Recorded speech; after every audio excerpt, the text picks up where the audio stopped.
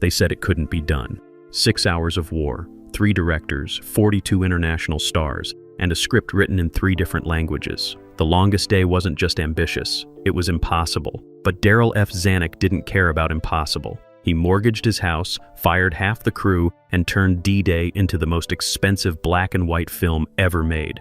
These are 20 weird facts about The Longest Day. And the bonus? John Wayne flew into France with a fake leg and still demanded to do his own stunts. Lock and load. This invasion starts now. Number 1. Before a single frame was shot, before any actor signed on, before the script was even finished, Darryl F. Zanuck made a decision that nearly killed the project before it started. He announced The Longest Day would be filmed in black and white, not because of budget, not because of style, because of respect. Zanuck believed color would make D-Day look like entertainment, and he refused to turn the bloodiest invasion in history into a spectacle. The studio executives went nuclear. They told him audiences in 1962 wanted color epics like Lawrence of Arabia and Cleopatra.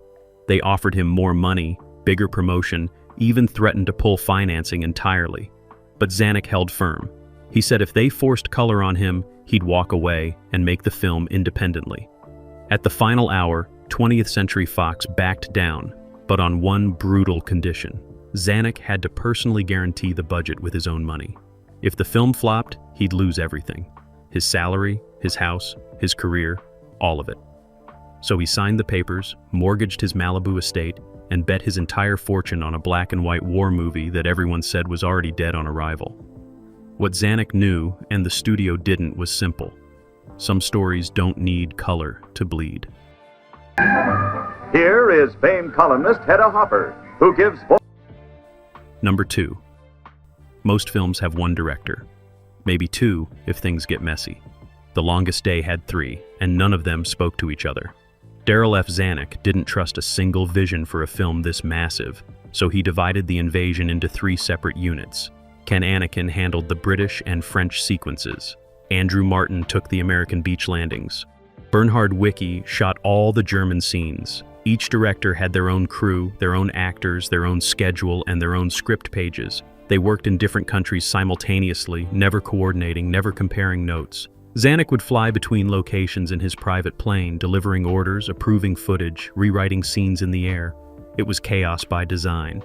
Anakin was shooting paratroopers in England while Martin was filming explosions in Corsica, and Wicki was directing Kurt Jurgens in a bunker outside Paris. They didn't see each other's work until the rough cut. Some actors appeared in multiple units and had no idea how their scenes connected. Richard Burton filmed with one director, then flew to another location and worked with someone completely different the next day. It shouldn't have worked. 3 egos, 3 styles, 3 separate films, stitched together in editing. But somehow, when Zanuck assembled the footage, it flowed like a single vision. Maybe because chaos was the point. D-Day wasn't organized, it was controlled madness. And the only way to capture that on film was to recreate it behind the camera. Number 3. John Wayne wasn't supposed to be in France. He was supposed to be in a hospital bed in Los Angeles recovering from surgery. Just weeks before filming began, Wayne had part of his lung removed due to cancer. His doctors told him flying overseas was out of the question. The altitude, the stress, the physical demands of a war film, all of it could kill him. But when Zanuck called and offered him the role of Lieutenant Colonel Benjamin Vandervoort, Wayne didn't hesitate. He said yes, hung up, and booked a flight to Paris against medical orders. When he arrived on set, he was gaunt, pale, struggling to breathe. The crew was shocked. Some thought he looked like he was dying, but Wayne refused to show weakness. He insisted on doing his own stunts, including a scene where Vandervoort parachutes into Sainte-Mère-Église with a broken ankle. The real Vandervoort had fractured his leg on the jump and commanded his men while barely able to walk.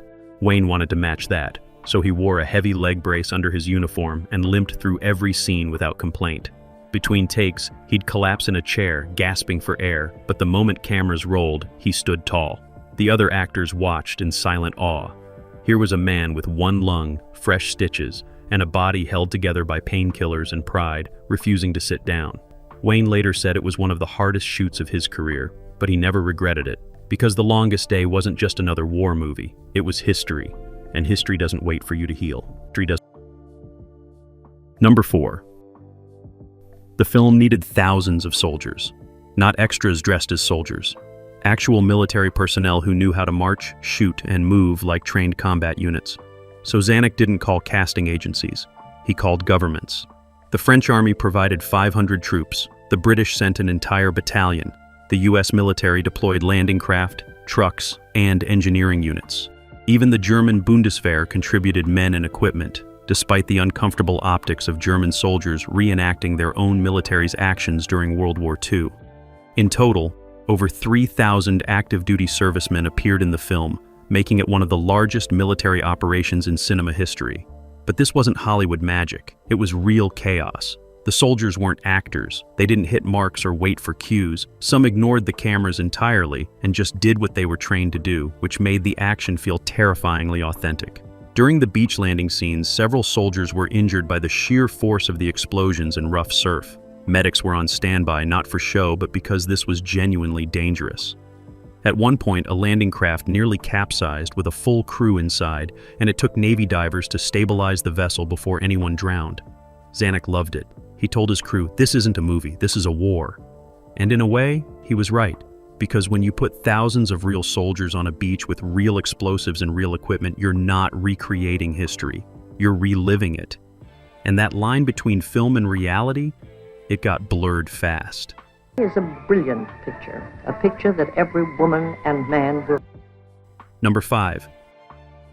Most war films fake their locations. Studio backlots, painted backdrops, miniatures. The Longest Day did the opposite. Zanuck insisted on shooting at the actual beaches of Normandy where the invasion happened. Omaha Beach, Utah Beach, Pointe du Hoc, all of it. The crew packed up cameras, lights, and explosives and descended on the French coast like a second invasion. Local residents, many of whom had survived the real D-Day 18 years earlier, watched in stunned silence as actors in period uniforms stormed the same sand their fathers and brothers had died on. Some villagers helped, others protested. A few elderly men broke down in tears seeing the German uniforms return. Zanuck didn't stop.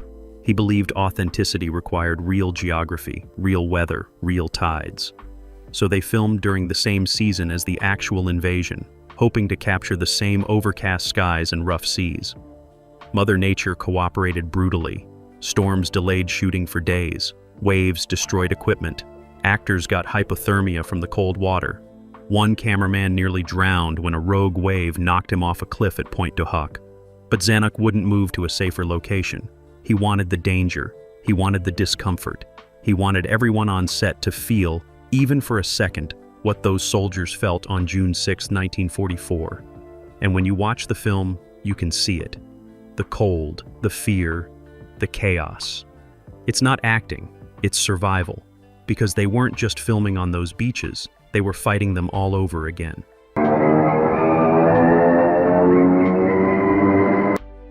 Number 6. Richard Burton was broke, desperate, and drowning in debt when The Longest Day came calling. Fresh off a string of failed projects and mounting personal scandals, Burton needed work fast. So when Zanuck offered him a small role as an RAF pilot, Burton said yes without reading the script or negotiating salary. He showed up to set expecting a quick paycheck and a few lines. What he got was 2 days of filming in a cramped cockpit, no rehearsal, and a script that kept changing between takes. Burton hated it. He told friends the dialogue was stiff, the character was boring, and he couldn't wait to leave. But then, something strange happened. During one take, Burton ad-libbed a line. The director loved it and told him to keep going. So Burton started improvising entire speeches, turning his brief scenes into something sharp and memorable. By the time shooting wrapped, his role had expanded from a throwaway part to one of the film's most quoted performances. Critics singled him out, audiences remembered him, and suddenly, Richard Burton wasn't broke anymore. He later admitted The Longest Day saved his career when he needed it most. Not because the role was great, but because it reminded him he could still steal a scene with nothing but his voice and his timing. Sometimes desperation is the best director, and for Burton, 2 days in a fake cockpit became the launch pad back to stardom. Number 7. Sean Connery wasn't James Bond yet. Not officially. While filming The Longest Day in 1961, Connery was still an unknown Scottish actor bouncing between small roles and stage work. He played Private Flanagan, a British soldier with maybe 5 minutes of screen time and even fewer lines. Nobody paid attention to him on set. He wasn't a star, he wasn't even close. But while shooting his scenes in England, Connery got a phone call that would change everything. Producers Harry Saltzman and Albert Broccoli wanted him to audition for a spy film they were developing. Something called Dr. Number. Connery was skeptical. He didn't think he fit the part. Too rough, too working class, not sophisticated enough. But he flew back to London between takes, did the audition in the same boots he wore for The Longest Day, and walked out thinking he'd blown it. A few weeks later, they offered him the role. By the time The Longest Day premiered in October 1962, Dr. No had already been in theaters for 2 months, and Sean Connery was suddenly the biggest star in the world. Critics reviewing The Longest Day barely mentioned him. Some didn't even recognize him in the film. But decades later, fans would go back and freeze-frame his scenes, searching for glimpses of 007 hiding inside a grunt soldier's helmet. Connery never forgot those early days. He said, "The Longest Day taught him that every role matters, no matter how small, because you never know who's watching." And somewhere in that crowd of anonymous soldiers, James Bond was born. Number 8. The film's script wasn't written in one language. It was written in 3. English, French, and German, with each nationality speaking their own tongue throughout the entire film. In 1962, that was unheard of. Hollywood didn't make movies where half the dialogue required subtitles. Audiences weren't used to it. Studios feared it. But Cornelius Ryan, who wrote the source book, insisted. He told Zanuck, "Germans didn't speak English on D-Day. Making them do it in the film is a lie." Zanuck agreed and hired separate screenwriters for each language. Romain Gary wrote the French dialogue. Eric Maria Remarque, author of All Quiet on the Western Front, wrote the German scenes. Ryan himself handled the English. None of them collaborated. They worked independently, writing their sections based on interviews with real veterans who'd been there. The result was a script that felt less like a screenplay and more like a documentary stitched together from 3 perspectives. But it created chaos on set. Directors couldn't understand their own actors. American crew members had no idea what the German soldiers were saying. Some actors learned their lines phonetically without knowing what the words meant. During editing, Zanuck had to hire multiple translators just to sync the footage. The studio begged him to dub everything into English, but Zanuck refused. He believed the discomfort was the point. War isn't convenient. It doesn't pause for translation. And if the audience felt confused or alienated by the language barriers, good. That's what war feels like. 3 nations, 3 languages, 1 brutal day. And nobody understood each other then either. Number 9. Robert Mitchum showed up drunk. Not tipsy, completely gone. He played Brigadier General Norman Cota, the officer who rallied troops on Omaha Beach with the famous line, "Only 2 kinds of people are staying on this beach, the dead and those who are going to die. Now let's get the hell out of here." Except Mitchum couldn't remember it. He'd spent the night before in a French bar, drinking until sunrise. When the crew picked him up, he was still drunk, unshaven, reeking of whiskey. The assistant director panicked and told Zanuck they needed to postpone. Zanuck walked over, looked Mitchum dead in the eye, and said, "You think Cota was sober on D-Day?" Then he handed him the script and told him to wing it. Mitchum stumbled onto the beach, barely able to stand. The cameras rolled. He delivered the line in 1 take, gravel-voiced, half-shouting, like a man running on pure adrenaline. It was perfect. Mitchum later admitted he had no memory of filming the scene. Sometimes the best performances aren't planned. They're survived. Number 10. The Longest Day wasn't just a movie. It was an obsession. Darryl F. Zanuck moved to France for 2 years to oversee every detail of production. He rented a chateau, installed a private editing bay, and worked 18-hour days assembling footage while new scenes were still being shot. He barely slept. He stopped seeing his family. His marriage collapsed. His health deteriorated. Studio executives back in Los Angeles started whispering that Zanuck had lost his mind, that he was chasing something impossible, that he'd bankrupted himself for a film nobody would watch. But Zanuck didn't care. He believed in one thing, that D-Day deserved more than a Hollywood version. It deserved the truth. So he kept shooting, kept spending, kept pushing until the film was over 6 hours long in its first cut. The studio demanded he trim it. He refused. They threatened to release it without his approval. He threatened to sue. Finally, they compromised on 3 hours, but Zanuck insisted on including an intermission, something almost unheard of for a film in 1962. He wanted audiences to feel the exhaustion, the passage of time, the weight of that single day. And when The Longest Day finally premiered in October 1962, critics called it a masterpiece. Audiences lined up around the block. It became the highest-grossing film of the year, earning back its massive budget and then some. Zanuck had bet everything and won. But the cost was personal. His marriage ended. His health never fully recovered, and he spent the rest of his life chasing another film that could match it.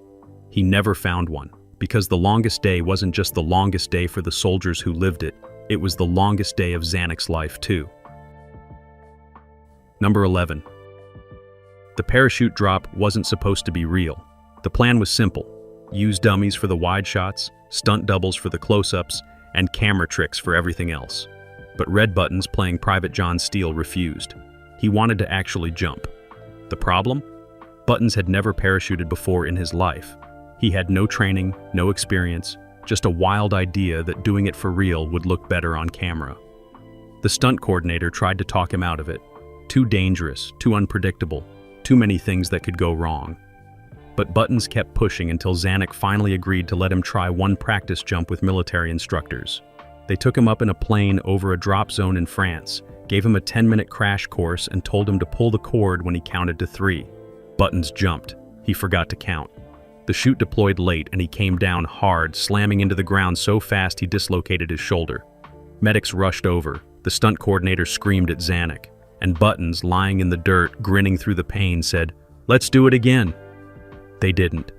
Zanuck banned him from jumping for the rest of the shoot, but Buttons got what he wanted. That one real jump, shaky and terrifying, made it into the film. You can see it in his face. That's not acting, that's a man who just survived falling out of the sky. Wayne. Number 12. Paul Anka wrote the theme song in one night. He was 20 years old, already famous for hits like Diana and Lonely Boy, but he'd never scored a film before. Zanuck didn't want him. He wanted a serious composer, someone with credits, someone safe. But Anka's manager convinced Zanuck to give the kid one shot. So Anka flew to Paris, watched rough footage of the beach landings, and went back to his hotel room. He sat at a piano until 4 a.m., playing the same melody over and over, trying to capture something that felt both heroic and heartbreaking. By sunrise, he had it. He called it The Longest Day March, a sweeping, melancholic piece that didn't sound like a war anthem. It sounded like a funeral march. Zanuck hated it. He told Anka it was too sad, too slow, too depressing. He wanted something triumphant, something audiences could hum on the way out of the theater. Anka refused to change it. He told Zanuck, "This isn't a victory song, it's a requiem." They argued for days. Finally, Zanuck screened the film with Anka's music and without it. The version with the march made people cry. The version without it felt empty. Zanuck kept the song and it became iconic. Paul Anka won a Golden Globe for it, but more importantly, he proved that sometimes the youngest voice in the room knows exactly what the story needs. Number 13. Kurt Jurgens almost didn't survive his close-up. Playing German General Gunther Blumentritt, Jurgens had one of the film's most intense scenes, standing in a bombed-out bunker as Allied shells rained down around him. It was supposed to be controlled. Explosions timed to the second, debris carefully placed, everything choreographed for maximum safety. Except nobody told the special effects team that Jurgens was standing closer than planned. When the first charge went off, the blast was so powerful it knocked him off his feet and sent a chunk of concrete flying past his head, missing by inches. The crew screamed to cut, but the cameras kept rolling because the second explosion was already armed and counting down. Jurgens, dazed and bleeding from a cut above his eye, staggered back to his mark just as the next blast hit. Somehow, he stayed in character, delivering his lines while genuine fear flashed across his face. When they finally called cut, Jurgens collapsed. A medic stitched him up on set while Zanuck reviewed the footage. It was perfect. Raw, terrifying, completely real. Jurgens later said he thought he was going to die in that bunker, and you can see it. Because that wasn't acting. That was survival instinct captured on film. Number 14. The film had no female leads. In a cast of 42 major stars, not a single woman had a significant role. It wasn't an oversight. It was intentional. Zanuck refused to add a romantic subplot or a nurse storyline or any of the typical Hollywood additions that would have softened the film's impact. He said D-Day was a battlefield story, and battlefields didn't have leading ladies. The studio fought him hard on this. They argued that films needed women to attract female audiences, to add emotional depth, to break up the violence with moments of tenderness. Zanuck said no to every suggestion. He even turned down several major actresses who lobbied for roles, including one who offered to work for free just to be part of the project. His reasoning was simple. Adding women where they didn't exist in reality would undermine the film's authenticity. And he was right. The Longest Day remains one of the only major war epics with an all-male cast. And rather than feeling incomplete, it feels honest.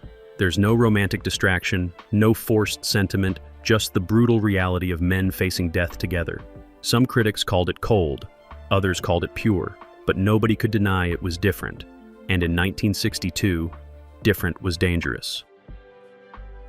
Number 15. Robert Ryan played Brigadier General James Gavin, one of the few American officers who actually jumped with his paratroopers on D-Day. The real Gavin was a living legend, still alive when the film was made, and still serving in the military. When he heard Ryan had been cast to portray him, he requested to visit the set. Zanuck agreed, thinking Gavin would offer some technical advice and leave. Instead, Gavin spent 3 days watching Ryan film his scenes, correcting every detail. The way Ryan held his weapon, wrong. The way he gave orders, wrong. The way he moved under fire, wrong.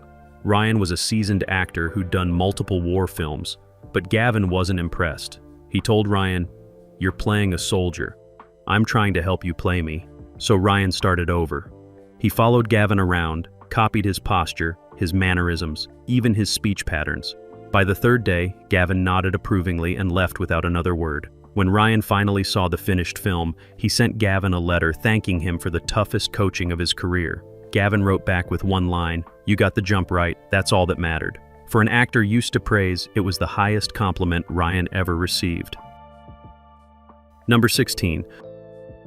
The Longest Day cost $5 million. In 1962 money, that was astronomical. To put it in perspective, Lawrence of Arabia, released the same year, cost $15 million. Ben-Hur cost $15 million.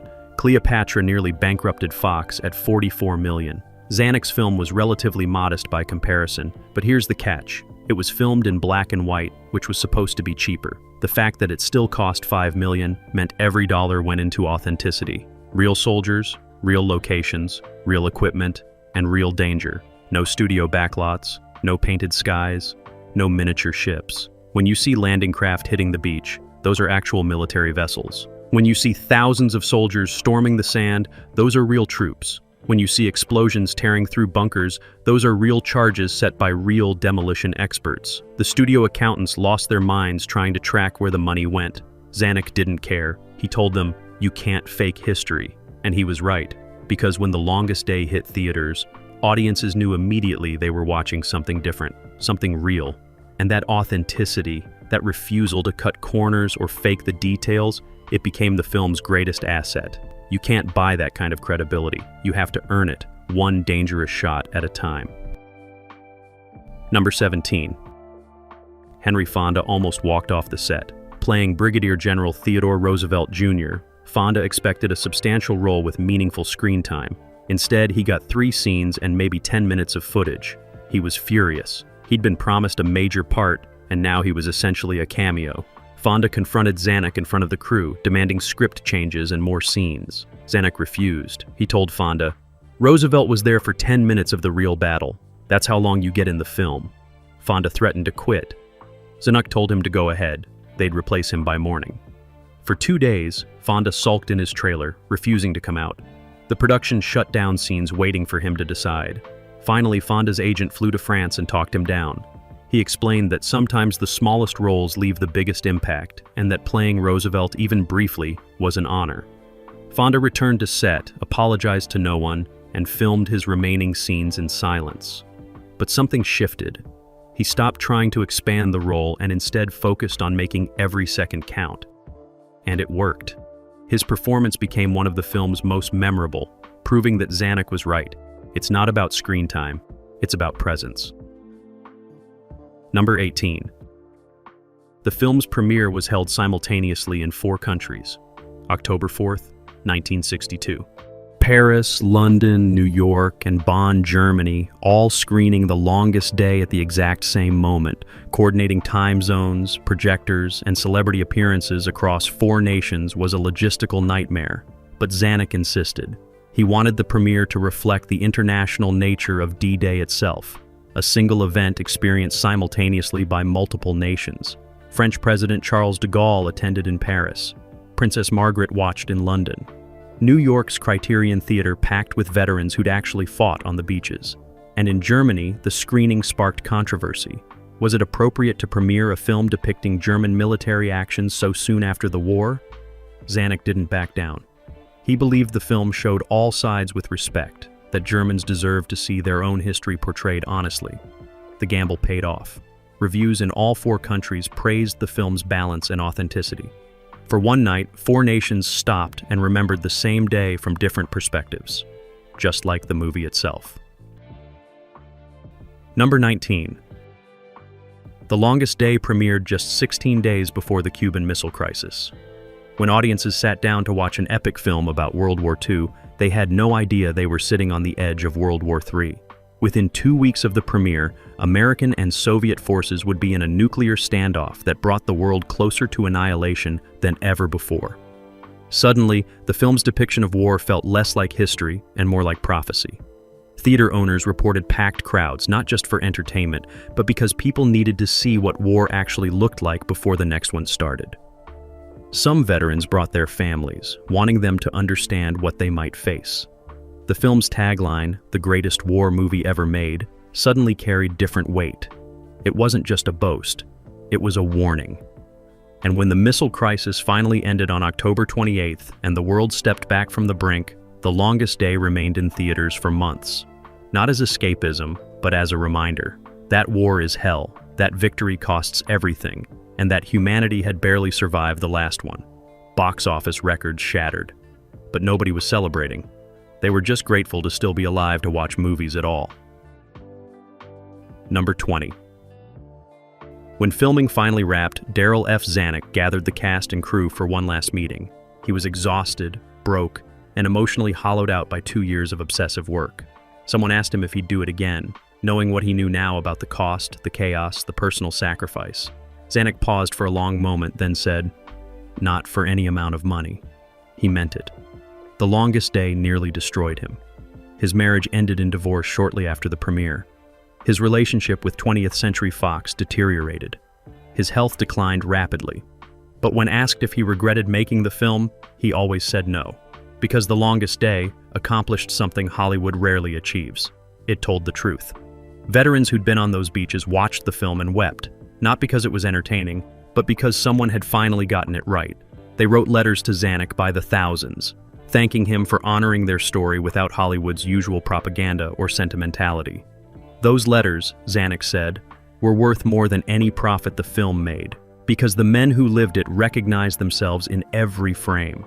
And for a filmmaker, there's no higher achievement than earning the respect of the people whose story you told. Bonus fact: the prop blood ran out halfway through filming. The production had ordered what they thought was more than enough fake blood for all the battle scenes, wound makeup, and casualty effects. They were wrong. By the time they reached the Omaha Beach sequences, the supply was completely depleted. Panic set in. Ordering more from London would take weeks, and the production was already behind schedule. So the makeup crew improvised. They mixed food coloring, corn syrup, and water in massive barrels, creating a substitute that looked close enough under the cameras. It worked, but there was one problem.